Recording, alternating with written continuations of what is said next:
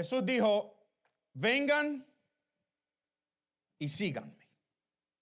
Y con esas palabras llamó a 12 hombres y transformó sus vidas y las nuestras también como resultado. Desde ese día en adelante, estos hombres vieron milagros todos los días, uno tras otro.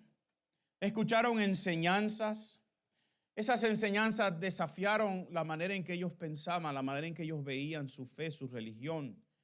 Y poco a poco ellos fueron aprendiendo qué verdaderamente significaba o qué significaba ser un verdadero seguidor de Jesús, un verdadero discípulo. Y ese llamado, ven, sígueme, es el mismo llamado que te hace Jesús hoy día.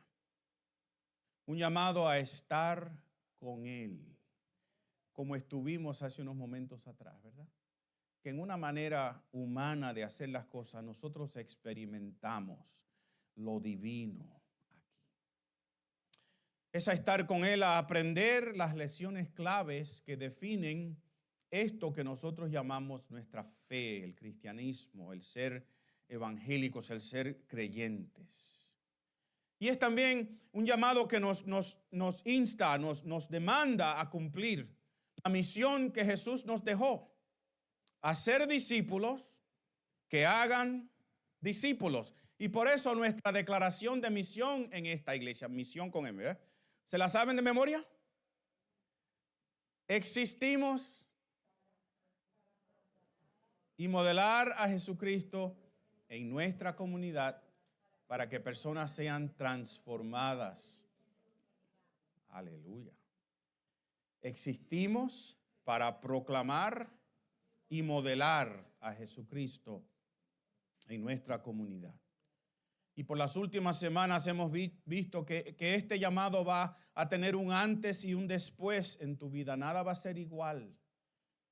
Vimos que desde ese momento en adelante tú vas a ver las cosas o debes ver las cosas como las ve Jesús.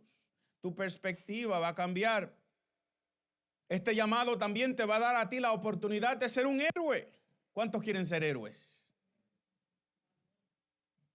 Igual que los discípulos, los apóstoles fueron héroes. Nosotros le llamamos los héroes de la fe, ¿verdad? ¿Por qué? Porque nosotros también tenemos el mismo llamado, la misma misión, la misma autoridad que tuvieron ellos. Así que nosotros podemos ser héroes como ellos. Nosotros dijimos que esto de ser discípulo es caminar con Jesús. No es algo extra, no es algo que sucede en la iglesia, no es un programa. Ser un verdadero discípulo es caminar con Jesús en tu diario vivir. Y en ese diario vivir vamos a veces a causar que personas choquen con nosotros, así que hay que estar listo para esto. Y nos vamos a dar cuenta también que lo que nos hace un verdadero discípulo es que cumplimos la voluntad de Dios. Y quiero recalcar este punto otra vez. Ser un verdadero discípulo de Jesús es que caminar con Él en tu diario vivir. Y miren, es un llamado extraordinario porque quien lo hace es extraordinario, ¿verdad que sí? Llamado divino. Y se lo hace a gente ordinaria, regular, común, como tú y yo, pero convierte nuestra vida ordinaria en algo espectacular. ¿Saben por qué? Porque cuando proclamamos y modelamos a Jesucristo en nuestra comunidad, Dios se encarga de hacer lo que solo Él puede hacer. Dios salva. Y vidas son transformadas y son transformadas para toda la eternidad. Y por eso, mis queridos, queremos ser verdaderos seguidores de Jesús. Queremos ser verdaderos discípulos. Yo te pregunto, ¿tú quieres ser un verdadero discípulo en el día de hoy? ¿Quieres ser un verdadero discípulo de Jesús? Y Él te hace el llamado. Vengan y síganme. La vez pasada nosotros dejamos a los discípulos. ¿Se acuerdan de la historia? Digan, sí, pastor, nos acordamos. Hace 3 semanas, así que no se lo voy a pedir. Pero los dejamos en la casa de Pedro o en la casa de Jesús, no estamos seguros, en Capernaum. Y ellos habían llegado de un viaje que dieron y estaban tratando de comer. Y Marcos dice que no pudieron ni siquiera comer. Había tanta gente que se metió allí que no podían comer. Entonces Jesús tuvo que salir de esa casa y fue a su iglesia, que era la ribera del río. Se subió a su plataforma, que era un barco, y desde ese púlpito comenzó a enseñar otra vez. Y recuerden algo importante, que en la misión que Jesús le dejó a la iglesia, que está en el capítulo 28 de Mateo, versículos 18, 19 y 20, en esa misión Jesús dijo, vayan por todo el mundo, o mientras van por todo el mundo, hagan ¿qué? Discípulos. Y hay dos cosas que tenemos que hacer con esos discípulos, ¿se acuerdan? Hay que bautizarlos en el nombre del Padre y del Hijo y del Espíritu Santo, y hay otra cosa, y hay que enseñarles todas las cosas que Jesús nos enseñó o les enseñó a ellos. Así que estos discípulos en un sentido están experimentando esa escuela, están aprendiendo de Jesús mientras van caminando en su diario vivir. Y si usted lee los capítulos de Marcos 4 en adelante, después de esa historia que le acabo de contar, ¿verdad? Usted va a ver que Jesús empieza a hacer una serie de enseñanzas en estilo de parábolas. Son historias, ¿verdad? Ficticias que ilustran un punto. Y la mayoría de la gente como que no entendía, pero Jesús se iba aparte con sus discípulos y les explicaba qué querían decir esas parábolas para que ellos aprendieran, porque estaban en la escuela del discipulado. Y si uno lee esos pasajes, ¿cuáles son algunas de esas lecciones que ellos aprendieron? Se las voy a contar. Ellos cruzaron de un lado del lago al otro. Jesús le dijo, vamos, y Jesús estaba cansado y se durmió. Y en el medio de esa noche surgió una gran tormenta. Y el bote se iba a hundir. Y los discípulos estaban asustados, paniqueados, como nos gusta decir a nosotros, ¿verdad? Eso no es un verbo, pero lo aceptamos. Y ellos le gritan a Jesús, maestro, ¿no te importa que vamos a morir? A veces nosotros gritamos así, ¿verdad que sí? Y Jesús se despertó y calmó la tempestad. Y les preguntó, ¿y por qué ustedes tienen tanto miedo? Y yo hubiese sido uno de ellos, digo, what do you mean? Y es fácil. Estamos al punto de morir aquí. Pero la pregunta tenía un doble sentido, porque Jesús también le dijo, ¿y todavía no tienen fe? Ellos empezaron a aprender que donde está Jesús hay paz. Aunque haya una tormenta a tu alrededor, y yo te digo la misma lección en el día de hoy, donde está Jesús hay paz. Aunque tu mundo se esté viniendo abajo, aunque todo te esté saliendo mal, donde está Jesús hay paz. Y yo te diría a ti que en un sentido es donde estás tú con Jesús, porque Jesús siempre está. Pero nosotros a veces nos olvidamos que Él está ahí. Y también comienzan a aprender que su fe, escucha bien, su fe debe ser en proporción a la persona que tienen al lado. Porque Jesús calmó la tempestad. Jesús tiene autoridad sobre la naturaleza. Si Jesús tiene control de todas las cosas, nosotros decimos eso. Si decimos que todo está en la mano de Dios, ¿por qué entonces es que tenemos duda? ¿Por qué es que tenemos miedo? Nuestra fe debe ir a la misma proporción de la persona en quien creemos, ¿sí o no? Porque a nuestros presidentes nosotros no les tenemos mucha fe. A nuestros alcaldes, la gente que dirige nuestros gobiernos. ¿Por qué? Porque sabemos que no tienen los mejores intereses nuestros la mayoría de las veces. O lo hemos visto prometer algo y fallar. O limpiar solamente cuando hay campaña, como dijo el hermano Pocho.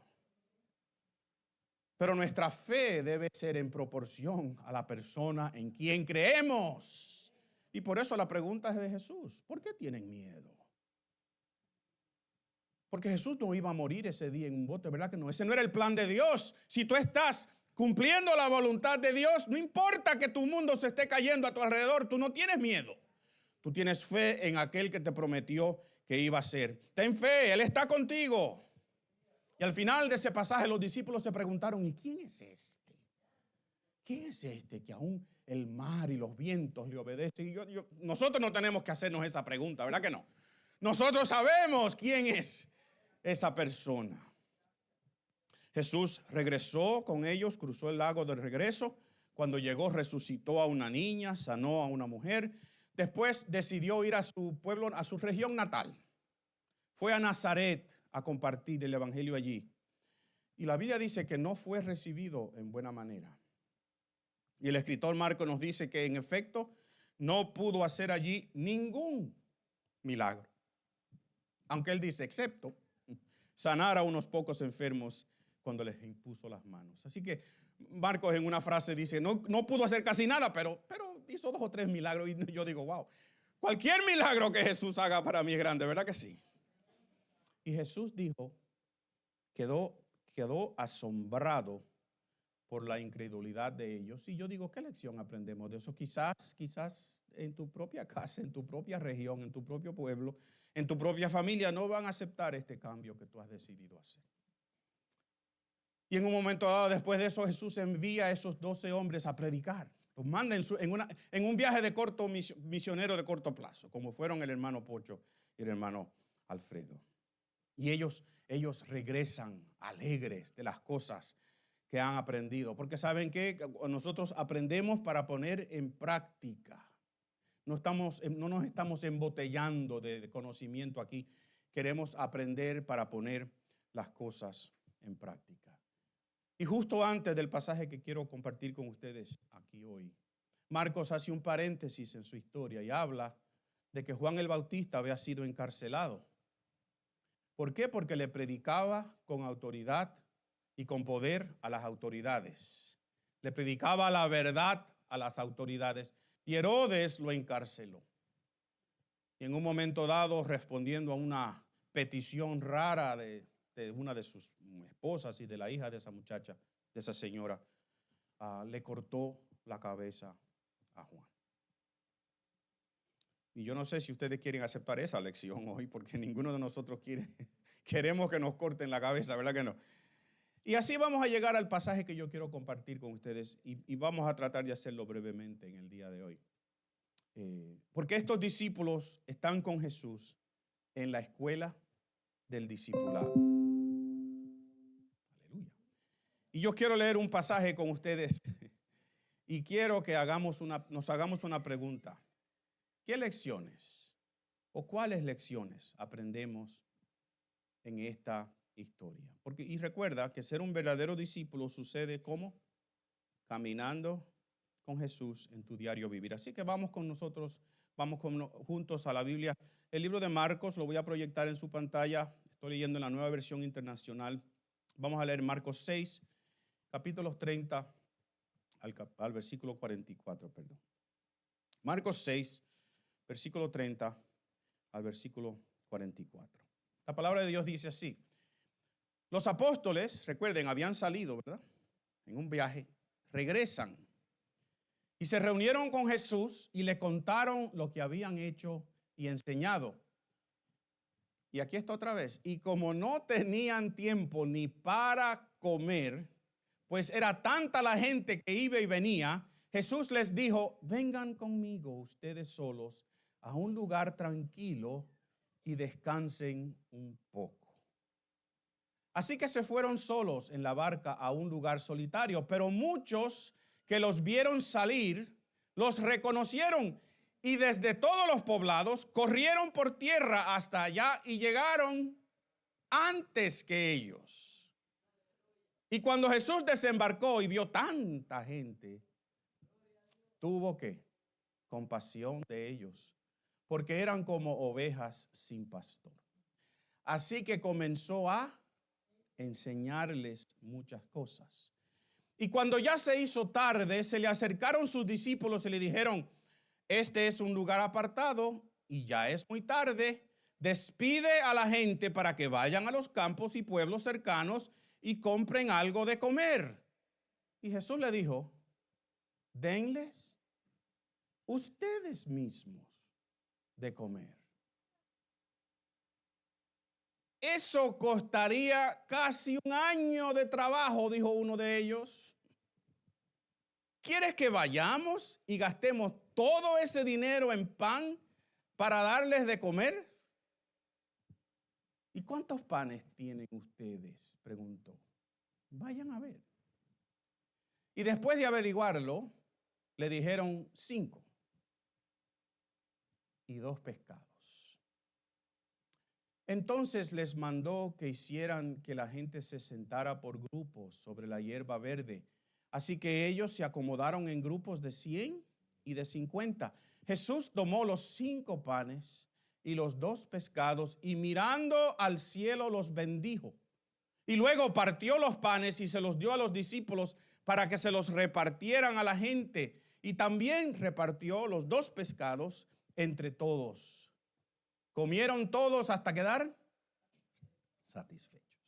Y los discípulos recogieron 12 canastas llenas de pedazos de pan y de pescado. Y los que comieron fueron ¿cómo? 5,000. Esta es la gloriosa palabra del Señor. Y yo quiero ver algunas lecciones, porque nos preguntamos, ¿cuáles lecciones vemos en este pasaje? Yo quiero compartir algunas de ellas con ustedes. Miren, la primera es esta. El verdadero discípulo sabe que servir es un requisito y el servir ¿qué? Cansa. Ellos acaban de salir. Están contentos cuando regresen, pero están medio cansaditos, ¿verdad? Han hecho un viaje largo. Acuérdense, en aquel entonces era a pie que tú ibas. Y están cansados. Y Jesús se da cuenta y les dice, vamos a estar solos por un ratito. Vamos a irnos. ¿Cuántos de ustedes les gustaría irse a descansar ahora mismo? Ninguno, porque tienen que estar aquí no se me duerman, ¿verdad? Pero a veces nos cansamos. Nos cansamos. Y Marcos dice que cuando regresaron ni siquiera tenían tiempo para comer. Y quizás tú te puedes hacer la imagen mental conmigo. Los discípulos rodeando a Jesús, tratando de contarle todo lo que sucedió, y la gente por un lado y por el otro, interrumpiendo, apretando, moviéndose, causando una distracción constante. Marcos dice que iban y venían. Queridos, el servir a Jesús implica trabajo y el trabajo cansa. Y Jesús entendía eso. Y les dijo, vengan conmigo, versículo 31, vengan conmigo ustedes solos a un lugar tranquilo y descansen un poco. Y lo hicieron así, se montaron en su bote y se fueron a un lugar solitario a tratar de descansar. Pero ustedes saben lo que pasó, ¿verdad? Porque aunque querían tomarse un descanso, y aunque a veces nosotros de vez en cuando queremos un descanso, ayer Laura me preguntó, ¿y el sábado que viene qué vamos a hacer? Y yo le dije, lo mínimo posible. Porque tenemos como 5 sábados consecutivos, ¿verdad? Desde 8 de la mañana a 5 de la tarde aquí, sirviendo al Señor y nos gozamos mucho. Pero yo no sé usted que es joven y tiene mucha fuerza, pero nosotros los que ya estamos un poquito más maduritos. Y ellos creen que van a ir a descansar. Pero cuando llegan, la gente ya llegó antes que ellos porque la voz corrió. Se fueron por tierra y llegaron antes que ellos. Yo me pregunto, ¿por qué la gente perseguía a Jesús? ¿Por qué querían estar ahí? Y yo sé que Jesús hacía milagros, ¿verdad? Cualquiera quiere ver cosas espectaculares, perdón. Todos nosotros tenemos algo pendiente que quisiéramos que Dios haga, ¿verdad que sí? Tú tienes una petición delante del Señor ahora mismo. Tú dices, Señor, solamente tú y solamente un milagro puede resolver esta situación. Y por tanto, mis queridos, esa es la misma razón por que la gente nos busca a nosotros que estamos sirviendo al Señor. ¿Por qué? Porque tienen necesidades, tienen problemas que ellos piensan que quizás ellos no las pueden resolver ellos mismos. Y yo entiendo que hay gente que son needy, dicen en inglés, ¿verdad? Que son gente como necesitada, ¿verdad? Que siempre te están persiguiendo, siempre te caen atrás, y si no es el pastor que ora por ti, Dios no puede resolver tu problema. No hay nada malo en hablar con el pastor, por favor. Pero ¿saben algo? Yo creo que nos olvidamos frecuentemente de que en nosotros mora el Espíritu Santo. ¿Qué dice amén? ¿Tú quieres un mejor consejero que el Espíritu Santo? ¿Tú crees que hay un psicólogo o un terapista o un pastor que te puede aconsejar mejor que el Espíritu Santo? Y yo enseño aquí, ¿verdad?, que Dios cumple sus planes divinos usando manos, ¿qué? Humanas. Pero nosotros tenemos un recurso que no necesita ninguna mano humana. Lo tenemos en y con nosotros. Tenemos al Espíritu Santo. Úselo, hermano. Vaya donde Él. Pero eso no elimina la necesidad de la gente. Y tú y yo lo sabemos. Mira a tu alrededor. La gente que está aquí, esta es la gente que Dios ha puesto aquí. Para que si tú tienes un ministerio en nuestra congregación, y acuérdense que todos somos siervos. Y como nos dijo un hermano hace 2 sábados atrás, el que no sirve, no sirve.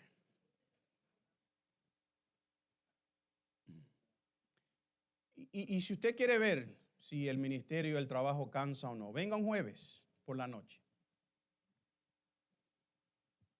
Y después que el programa de inglés como segundo idioma, que las clases que damos aquí, venga y fíjese en los rostros de los hermanos, las hermanas y los jóvenes que han estado cuidando a los niños. Venga a ver sus rostros, a ver cómo se ven. Fíjense en el rostro de las hermanas y hermanos que están sirviendo las meriendas en la cocina y después lo limpian todo. Y después ponen la iglesia para atrás como debe estar. Fíjense en los rostros de los maestros y los asistentes. Toda esa gente ha venido al final de su día de empleo o de su día de clase para servir a aquellos que Dios ha puesto a nuestro alrededor. Y sus rostros muestran cansancio. Y cuando caminan o cojean como algunos de nosotros, tú te das cuenta que están cansados. El servir cansa. Así que hay una lección ahí que tenemos que aprender. ¿Cuántos quieren todavía ser seguidores? Te vas a cansar. Pero miren, cansados o no, la gente persiguió a Jesús y a los discípulos y llegaron al sitio donde ellos iban antes que Jesús. Y si yo hubiese sido uno de esos discípulos, a mí me hubiese dado un yello, ¿verdad? Yo hubiese dicho, pero es que no descansan. ¿No nos van a dejar tranquilos un momentito? Y en la reacción a esa situación está la segunda lección que yo quiero que tú aprendas conmigo en el día de hoy. El verdadero discípulo tiene compasión por los necesitados, escúchame, porque entiende la verdadera razón de esa necesidad. Escúchame bien. El verdadero discípulo tiene compasión por los necesitados, pero es porque entiende cuál es la raíz de esa necesidad. Los versículos 34 al 36 del pasaje que leímos nos dicen que Jesús vio a esta multitud y tuvo ¿qué? Compasión de ellos, porque eran como ovejas que no tenían pastor. ¿Jesús le tenía pena a esa gente? Porque una cosa es tener compasión y otra cosa es tener empatía.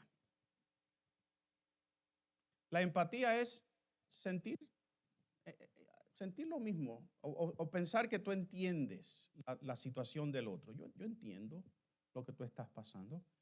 Simpatía, que es menor todavía, es, wow, me doy cuenta que sí, te está yendo mal.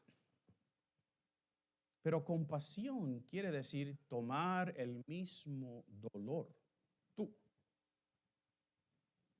Y Marcos nos dice que Jesús tuvo compasión de ellos porque eran como ovejas sin pastor. Los discípulos, por su parte, también vieron el mismo escenario, ¿verdad? Vieron el gentío ahí y le dijeron al Señor, Señor, despide a esta gente para que vayan a comer. Tienen hambre, están cansados. Son, como yo les he dicho a ustedes, si usted me ha escuchado hablar de estos antes, son meteorólogos. Te dicen lo que va a suceder. Pastor, va a llover. Y te dan la solución. Pastor, usted necesita una sombrilla, pero la que tienen ellos no te la dan. Una cosa es tener compasión, una cosa es ver la necesidad y otra es decir, yo tengo que hacer algo por lo que está sucediendo aquí. Porque miren, es lógico lo que ellos le dicen que debe hacer Jesús. Pero el problema que esta gente tenía no era un problema nada más de hambre. Y Jesús ve la verdadera razón por la cual le siguen. Jesús sabe por qué ellos están ahí. Y hay una gran lección para nosotros.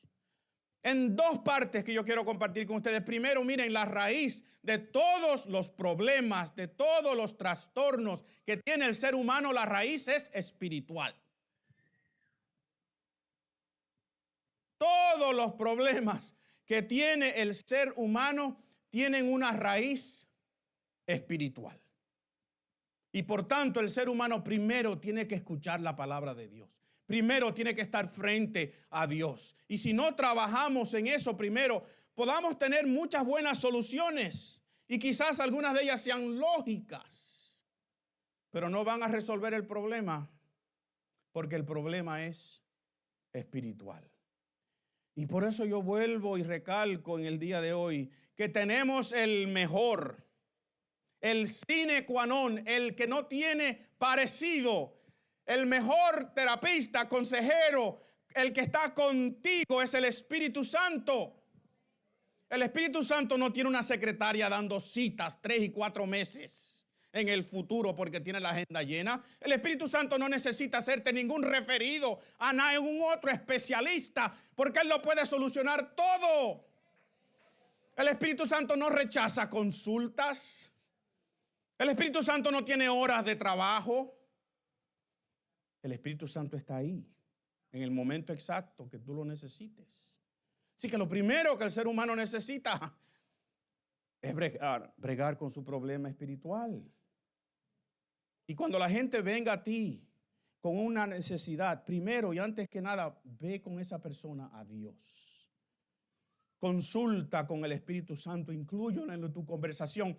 No porque tienes que darle permiso, sino porque tú tienes que reconocer que Él tiene más que decir en este asunto que lo que tienes tú que decir. Así que eso hay que hacerlo primero, pero Jesús vio el problema espiritual de esta gente. Eran como ovejas sin pastor, indefensas, incapaces.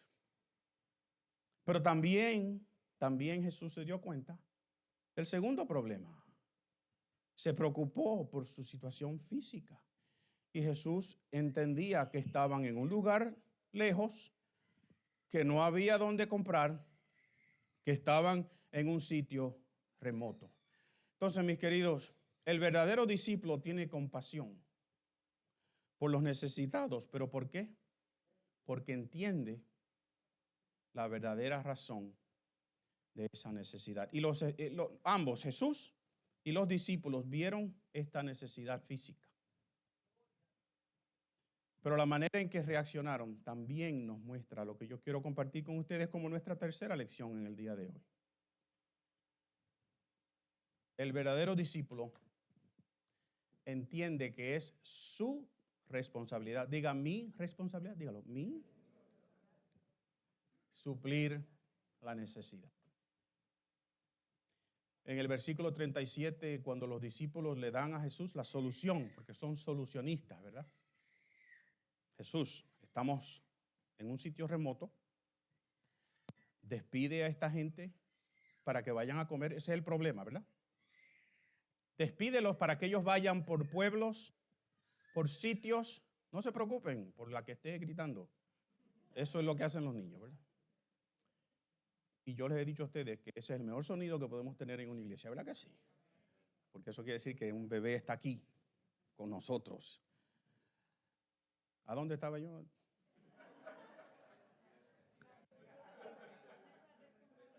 Ellos le dicen a Jesús, Jesús, le dicen lo obvio. Mi querido hermano y amigo que está aquí, no seas un meteorólogo. Siempre diciéndolo cuál es el problema. Pastor, el problema es que, y algunos de ustedes también, no ustedes, eso es en otra iglesia, son solucionistas. Son palabras que no existen, yo me las inventé. Son personas que te dicen lo que tú tienes que hacer también. Pastor, va a llover. Usted necesita una sombrilla. Hello, yo sé que tenemos un problema. Yo sé que tenemos necesidades. Pero lo que necesitamos son personas que te den una solución. Y te digan, pastor, va a llover. Usted va a necesitar una sombrilla. Miren, yo tengo una que prestarle. Seamos personas que proveemos la solución también, no solamente diagnosticamos el problema. Y Jesús le dice a ellos, primero los enseñó, ¿verdad? Bregó con su situación espiritual y después le dijo, denle ustedes de comer. Ponte en los zapatos de esos 12 hombres. Uno de ellos le dice, esto costaría casi un año de trabajo. ¿Y tú quieres, Jesús, que nosotros vayamos ahora a buscar pan para toda esta gente? Piensa conmigo. ¿Qué es lo que Jesús quería que ellos entendieran? ¿Ustedes creen que Jesús quiere que ellos salgan a comprar comida para 5,000 personas? ¿Usted cree que ellos tenían el equivalente del salario de un jornalero de un año? Especialmente según ellos ya saben, luego Judas robaba de esa bolsa, así que lo que tenían era menos de lo que ellos pensaban que tenían. Y yo me pregunto, ¿y a cuántas panaderías tendrían que ir para poder comprar pan para 5,000 personas? ¿Usted se ha puesto a preguntar eso? ¿Usted no se pregunta eso cuando usted ve esto? ¿Y cuáles de estas panaderías, tarde en la noche, todavía tienen pan? Porque si algo sabemos de las panaderías es que hacen suficiente pan para ese día, ¿verdad que sí? Especialmente en aquellos tiempos. ¿Ustedes creen que Jesús literalmente les estaba diciendo a ellos, vayan y busquen pan? Hay una gran lección aquí, yo creo.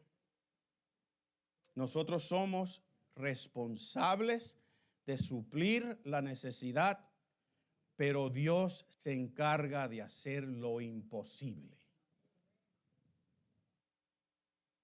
Somos responsables de suplir la necesidad que tiene el ser humano, pero es Dios que hace aquello que es imposible para nosotros. ¿Y qué es la pregunta o cuál es la pregunta que Jesús le dice a ellos después? ¿Y cuántos panes ustedes tienen? Y les dijo, como no tenían ninguno, ¿verdad? Vayan y busquen. Porque la segunda lección es que Dios va a usar lo que tú tienes en tu mano para hacer lo imposible. Pero tú tienes que salir a buscarlo, o tienes que entregarlo, o tienes que darlo. Y por eso la pregunta que yo quisiera hacerte en el día de hoy es, ¿qué tienes tú para dar? ¿Usted se imagina cómo llegaron esos discípulos con 5 pedacitos de pan y 2 pescados y quizás el muchachito atrás diciendo, espérate que eso es mío?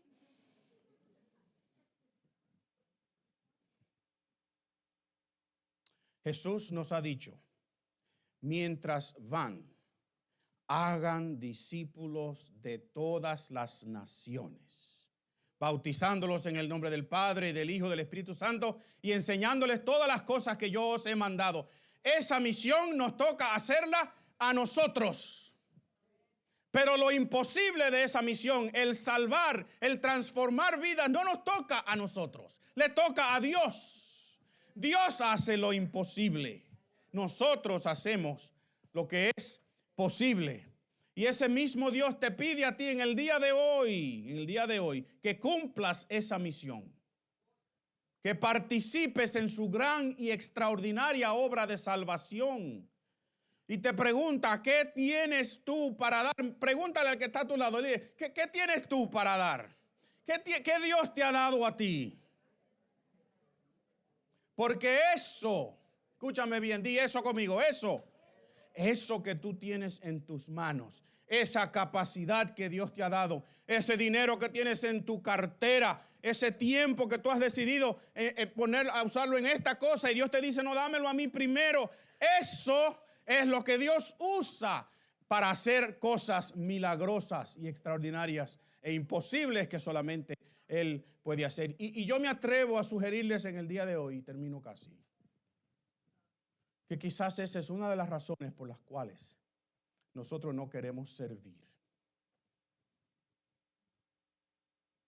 Porque nosotros queremos hacer lo que Dios hace, sin hacer lo que Dios nos mandó. Queremos transformar nosotros a la gente. Nos enojamos con ellos cuando no cambian, cuando no hacen lo que les decimos. Cuando el pastor predica una lección 17 veces y las 18 veces hacen el mismo error. Y uno dice, pero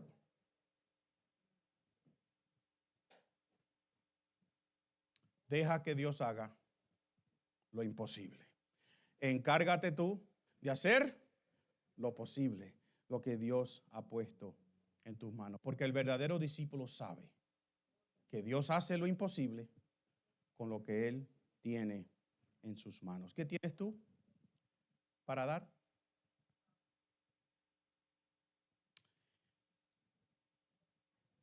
Nosotros sabemos cómo terminó la historia, ¿verdad? Porque la leímos. Si usted es nuevo y no es la primera vez que la escuchó, pues ustedes saben que Jesús tomó esos 5 panes, esos 2 pescaditos, pececitos fritos, oró y yo no sé cómo, empezó a multiplicarse aquello. Si usted ha visto la película Chosen, lo muestran de una manera bien bonita, ¿verdad? 12 canastas que se llenan y cada vez que tú vacías uno, la próxima está llena. Yo no sé cómo Él lo hizo.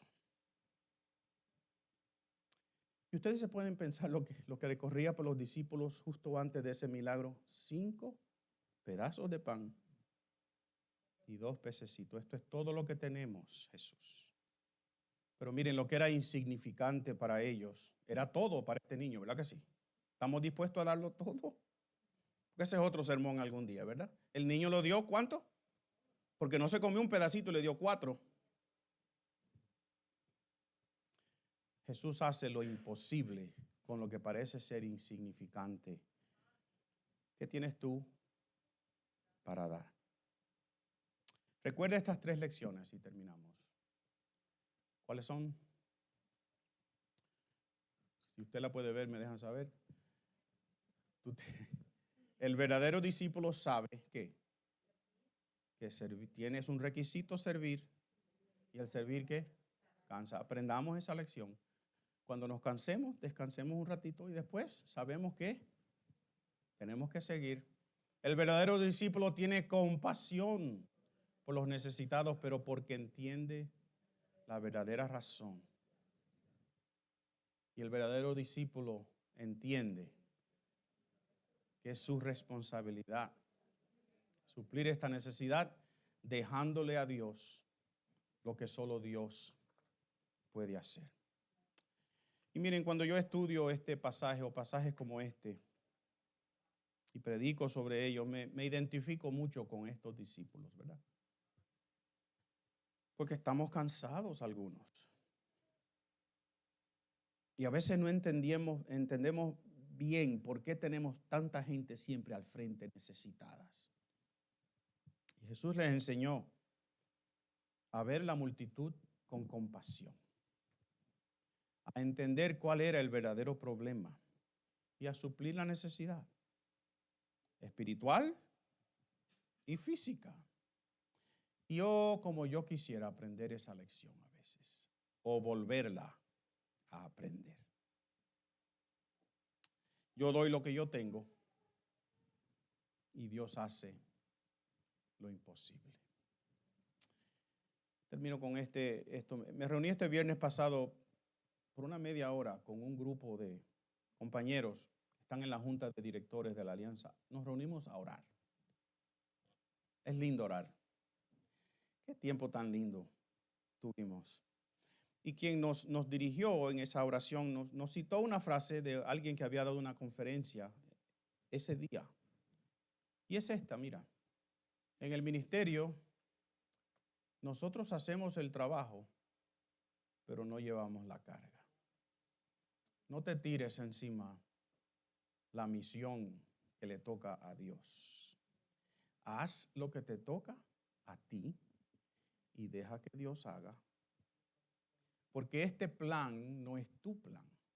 Este es el plan eterno de salvación que Dios formó desde antes de la fundación del mundo. Esta misión es una misión delegada a ti, pero el encargado de esa misión no eres tú. El encargado de esa misión es Jesús. Te vas a cansar y a veces no vas a entender, pero es tu responsabilidad suplir la necesidad sin tirarte encima la carga. Y a veces nosotros invertimos esas dos cosas. Y como leímos al principio, y por eso leí ese salmo, si se acuerdan, el salmista dice, estos dioses que crean los hombres, que forman los hombres, tienen manos y no tocan, tienen oídos y no escuchan, tienen narices y no huelen, tienen bocas y no hablan. Tú tienes que cargarlos a ellos. Y yo te digo a ti hoy que Dios es quien te carga a ti. Tú no tienes que cargar a Dios. Dios te lleva en tus manos. Tú tienes la responsabilidad, pero no la carga. Dobla tu cabeza conmigo un momentito. Dale gracias a Dios conmigo por la oportunidad que tú tienes de servir al Señor, de ser parte de este increíble ministerio y obra de salvación. Señor, ayúdanos a aprender estas lecciones, que es natural que nos cansemos. Ayúdanos, Señor. Ayúdanos a ver esta gente que tú pones a nuestro alrededor, a verlos con ojos de compasión. No como un problema, sino como una oportunidad para que tú hagas el gran milagro de salvación. Y ayúdanos, Señor, a entender que lo que tenemos que dar, eso es lo que tú quieres. Tú te encargas de lo imposible. Gracias, Padre, por este tiempo que hemos tenido hoy. Al despedirnos de este sitio, no nos despedimos, somos enviados. Porque sabemos que la verdadera misión de la iglesia no es aquí que se cumple, es allá afuera. Aquí venimos a celebrar a Jesús, a cantarle a nuestro Creador, a darle gracias al Espíritu Santo por su presencia en nuestras vidas, a aprender para poner en práctica esta semana lo que tú nos has dicho. Gracias, Señor, por tu palabra proclamada, sentida, predicada en el día de hoy. Gracias. Gracias en el nombre de Jesús. Y el pueblo de Dios dice, amén y amén. Vayan en paz, que el Señor les bendiga a todos.